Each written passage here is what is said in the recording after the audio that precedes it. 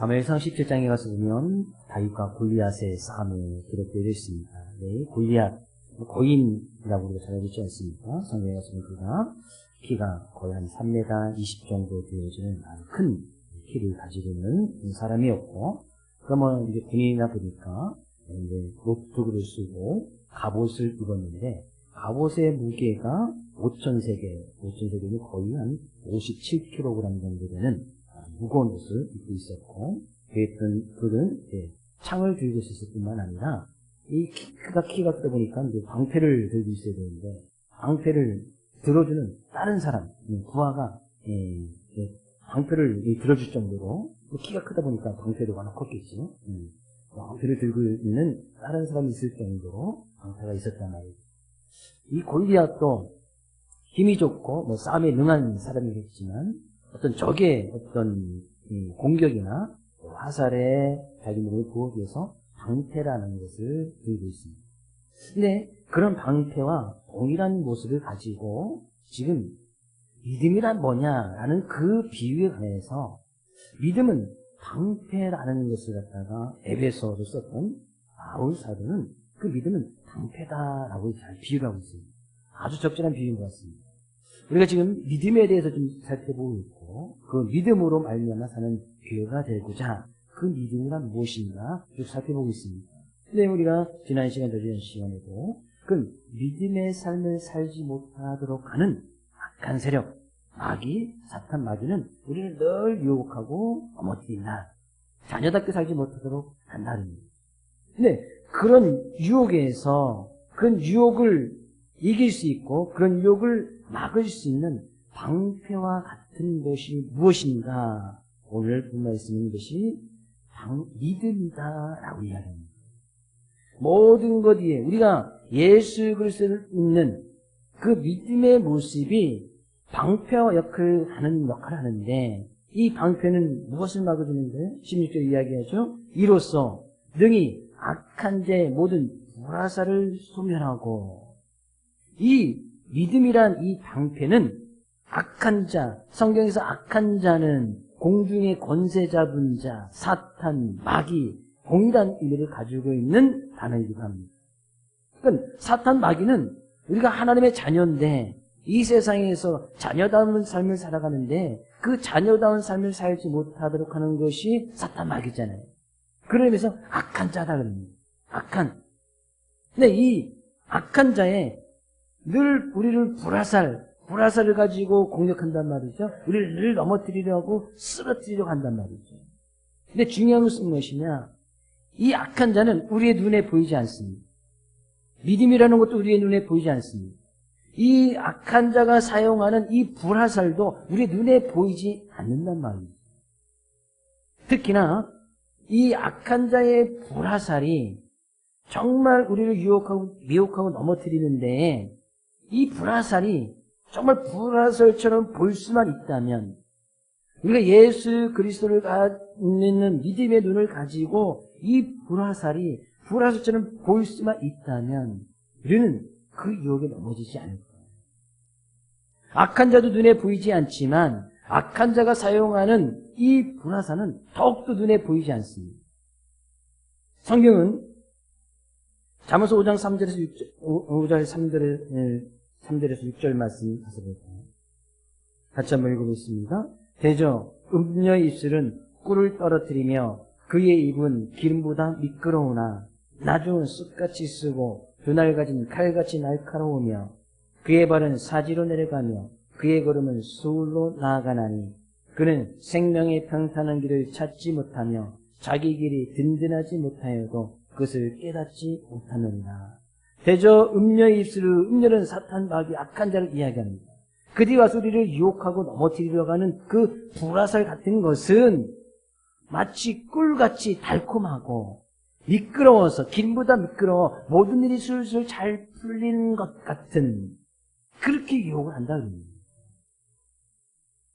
이 사탄, 마귀가, 악한 자가 불화살처럼 우리가 눈에 보이는데 누군가 내 앞에 화살을 들고 있고 불화살을 들고 있어 우리를 조준하여서 우리를 쏠려고 하고 있다면, 그것이 내 눈앞에 보이면 그 길을 가는 사람은 아무도 없을 거란 말이죠. 바로 내 앞에서 그것이 나를 해할 줄 알고 나에게 큰 위험이 느껴진다면 그곳을 절대 가지 않습니다.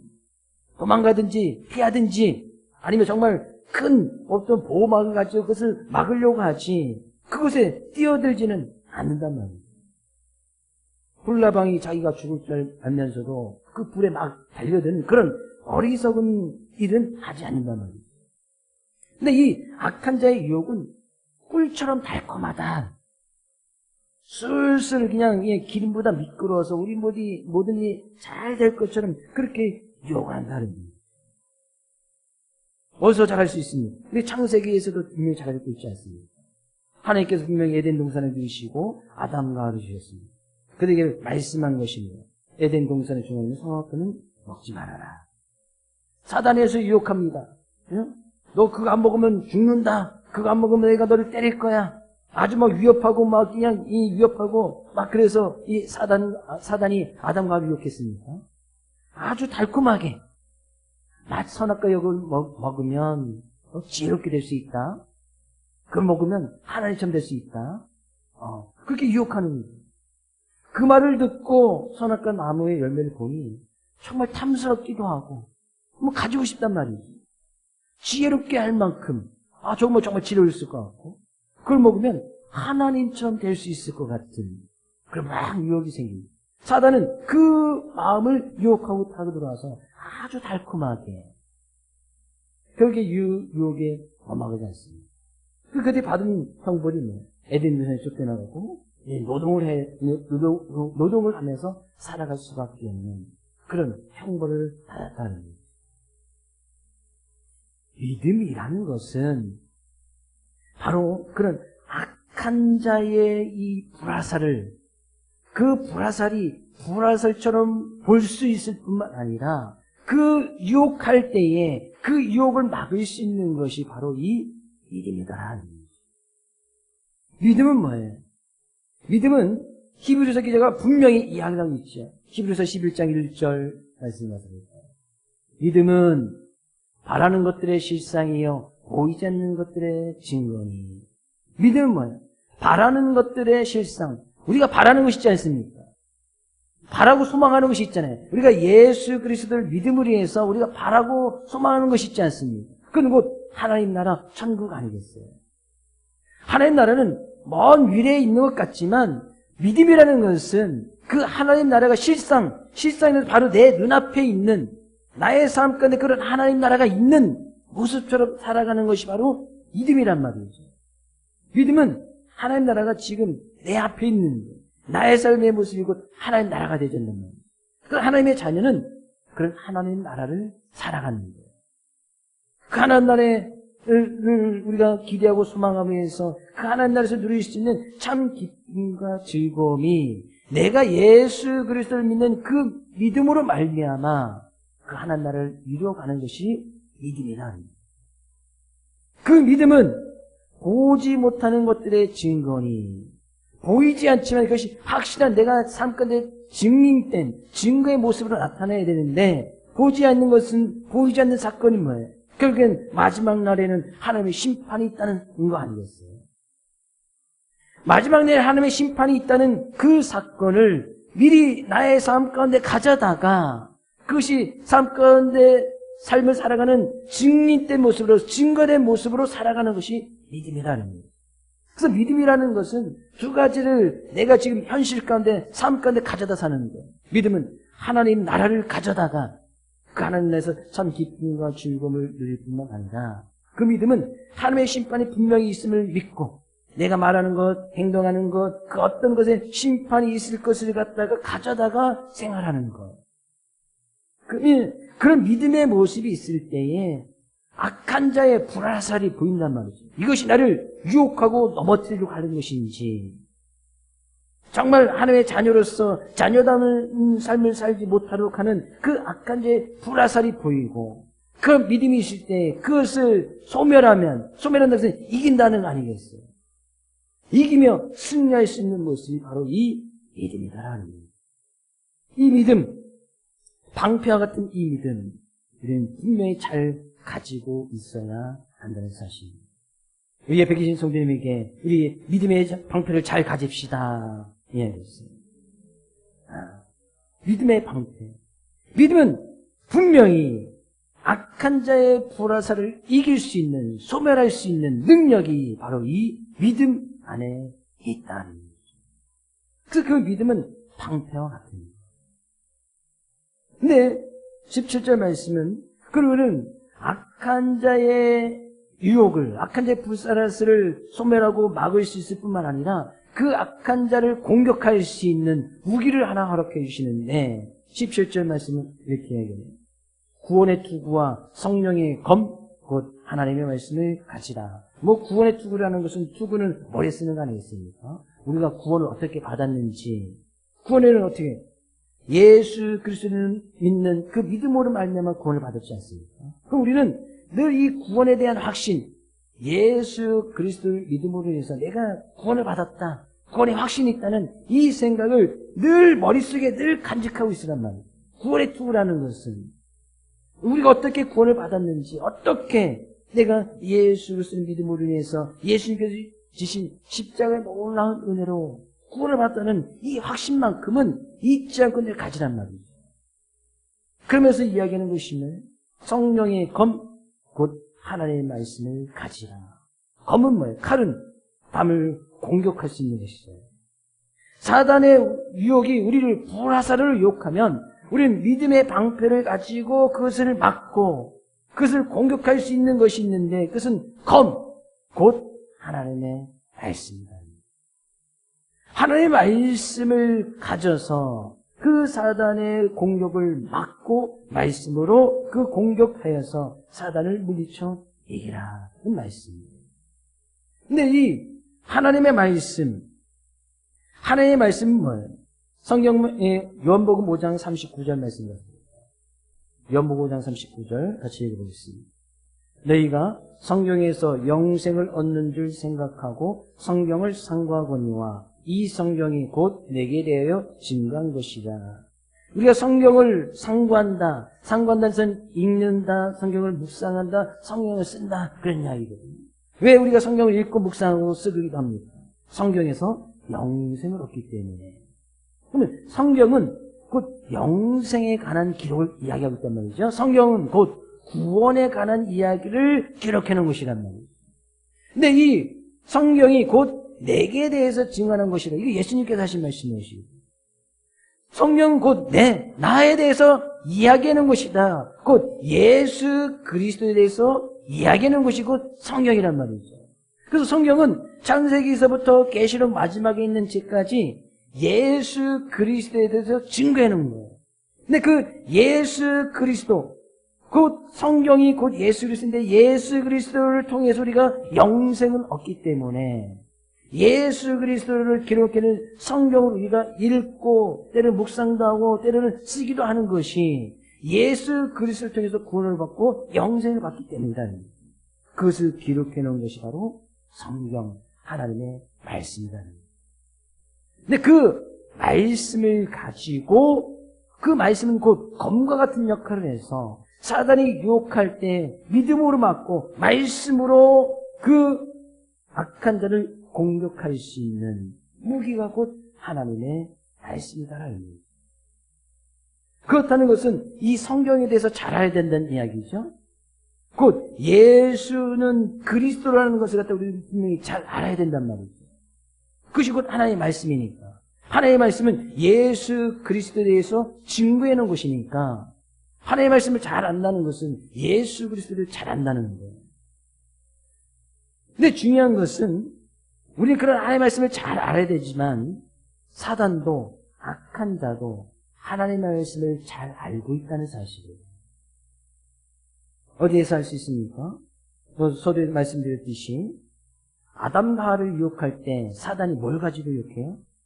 하나님의 말씀을 가지고 유혹합니다. 하나님께서 분명히 아담과에게 말씀하셨습니다. 선악과 에덴 동산 중앙에 있는 선악과 나무의 열매를 먹을 때는 반드시 죽는다. 반드시 죽는다고 말씀했어요. 사단은 그 말씀을 너무나 잘 알고 있었어요. 그 말씀을 가지고 사단이 아담과를 찾아가서 유혹합니다. 에덴 동산에 있는 나무 밭이 선악과 나무잖아. 근데 그것을 따먹으면 하나님처럼 될 수 있고 하나님께서 하나님 자녀들을 죽이겠느냐? 혹시 죽을까 하노라. 사단은 그렇게 이야기하는 거예요. 하나님의 말씀을 잘 알고 있던 사단은 그거 먹어도 죽지 않는다는 거예요. 죽을까 하노라. 그것은 죽는다는 이야기예요? 죽지 않는다는 이야기예요? 안 죽는다는 이야기죠? 하나님의 말씀은 뭐예요? 반드시 죽는다. 사단은 죽을까 하노라. 죽는다는 것은 거짓말이야. 하나님의 말씀을 잘 알고 있던 이 사단은 예수님도 시험을 합니다. 예수님께서 40일을 금식하고 나서 이제 막 공생애를 시작하기 전에 예수님이 본격적인 사역을 시작하기 전에 철저하게 준비하셔서 40일을 금식하지 않습니까? 그때 와서 사단이 유혹하는 거예요. 너 하나님의 아들이지? 배고프잖아. 돌을 명해서 떡으로 만들어봐. 예수님의 능력이라면, 성경에 기록되어 있는 예수님의 능력이라면 충분히 돌을 명해서 떡으로 만들 수 있었겠지요. 그럴 만한 능력이 예수님께 분명히 계셨지요? 근데 예수님께서 만들지 않습니다. 그러면서 하시는 말씀이 사람이 떡으로만 사는 것이 아니요 하나님의 입에서 나는 모든 말씀으로 사는 줄 아노라. 예수님께서도 분명히 이 사단이, 예수님에 대해서 너무 잘 알던 이 사단이 그럴 만한 충분한 능력이 있는 예수님에게 유혹하여서 떡을 만들어 보라고 이야기하는 거예요. 40일을 금식했으니 얼마나 배고프겠습니까?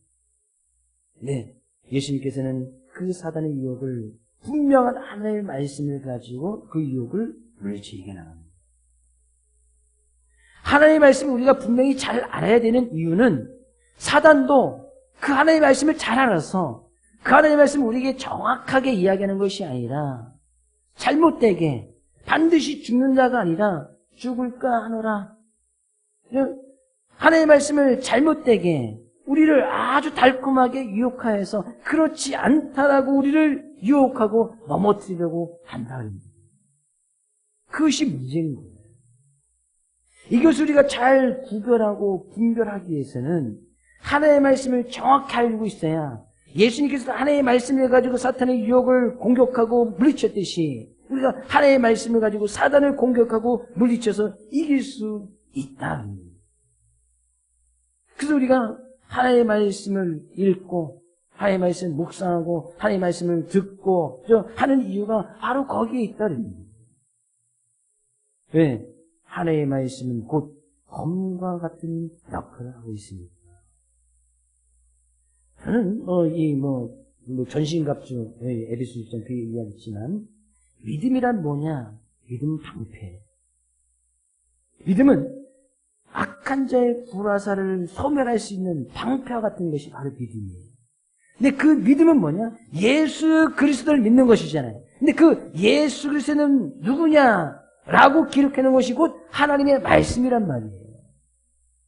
곧 하나님의 말씀은 예수 그리스도에서 기록해놓은 것이니까 예수 그리스도를 우리가 분명히 잘 알아야 그 예수 그리스도는 그 믿음을 통해서 악한 자의 불화살을 막을 수 있고 예수 그리스도를 믿는 그 믿음의 모습을 가지고 하나님의 말씀을 가지고 사단을 공격하면서 그 사단의 유혹을 물리쳐 이기는 승리하는 삶을 살아갈 수 있다는 겁니다. 곧 믿음. 그 믿음은 하나님의 말씀을 잘 아는 거 아니겠습니까? 왜? 하나님의 말씀은 예수 그리스도에서 증거해 놓은 것이니까. 곧 믿음이라는 것은 방패고 믿음이라는 것은 검이 될 수 있다는 거예요. 사단 마귀는 지금도 우는 사자와 같이 삼킬 자를 두루 찾아내는 이야기하고 있지 않습니까? 여전히 우리를 쓰러뜨리려고 하고 여전히 우리를 먹으려고 하고 우리를 하나님의 자녀다운 삶을 살아가지 못하도록 하고 우리를 늘 유혹하고 미혹하여서 하나님 나라를 이루지 못하면서 살아가도록 사단은 지금 우는 사자같이 찾아다니고 있단 말이에요. 늘 무엇을 먹을까? 누굴 먹을까? 누굴 쓰러뜨릴까? 정말 우리 눈앞에 우는 사자가 있다면 우리 거기를 가지 않겠지. 우는 사자가 우리 밖에 뛰어나와서 지금 먹을 걸 찾아다니는데 거기에 우리 안에 뛰어들 사람이 누가 있습니까? 사자밥이 될 것이 뻔한데 이것이 보이지 않는 것이 문제란 말이에요.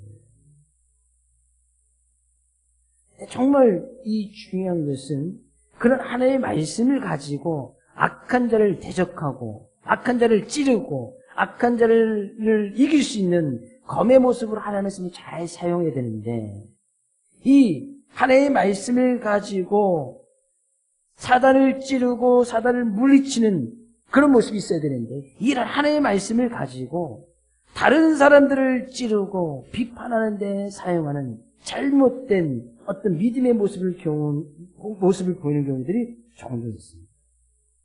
성경이 이야기합니다. 비판하지 아니하거든 비판하지 말라. 그죠? 너희가 헤아리는 그 헤아림을 너희가 헤아림을 받을 것이다. 어찌하여 형제의 눈 속에 있는 티끌은 보면서 내 눈 속에 있는 들보는 깨닫지 못하느냐.